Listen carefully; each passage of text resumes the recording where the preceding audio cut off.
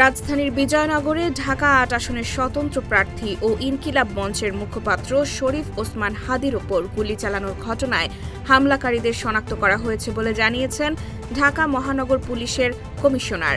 তিনি বলেন, হামলাকারীদের গ্রেফতারের খুব কাছাকাছি অবস্থানে রয়েছে পুলিশ এবং যে কোনো সময় জড়িতদের আটক করা হতে পারে।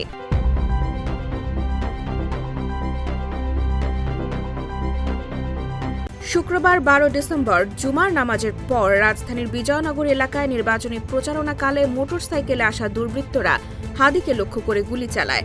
গুলিবিদ্ধ অবস্থায় তাকে দ্রুত ঢাকা মেডিকেল কলেজ হাসপাতালের জরুরি বিভাগে নেওয়া হয়। পরে তার শারীরিক অবস্থার অবনতি হলে অস্ত্রোপচার শেষে এভার কেয়ার হাসপাতালে স্থানান্তর করা হয়। ঢামেক হাসপাতালের চিকিৎসকদের ভাষ্য অনুযায়ী গুলি হাদির ডান দিক দিয়ে ঢুকে বাম কানের পাশ দিয়ে বের হয়ে যায়। গুলির কিছু অংশ ব্রেনে রয়ে যাওয়ায় তার ব্রেনে চাপ ও রক্তক্ষরণের সৃষ্টি হয়। অভিজ্ঞ নিউরোসার্জনদের মাধ্যমে অস্ত্রোপচার করে একটি ধাতব অংশ অপসারণ করা হয়েছে, তবে আরও কিছু অংশ এখনও ব্রেনে রয়েছে।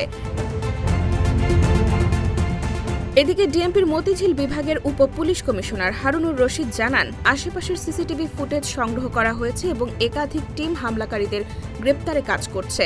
সিসিটিভি ফুটেজে হামলার পুরো ঘটনা স্পষ্টভাবে ধরা পড়েছে বলে জানিয়েছে পুলিশ। ঘটনাটিকে অন্তর্বর্তী সরকারের মেয়াদকালের অন্যতম উদ্বেগজনক ঘটনা হিসেবে উল্লেখ করে প্রধান উপদেষ্টা অধ্যাপক মোহাম্মদ ইউনুস বলেন, এই হামলা বাংলাদেশের গণতান্ত্রিক অগ্রযাত্রার ওপর একটি সুপরিকল্পিত আঘাত। হামলার ঘটনায় নিন্দা জানিয়ে ঢাকা মহানগর পুলিশ একে নেক্কারজনক ও কাপুরুষোচিত বলে অভিহিত করেছে।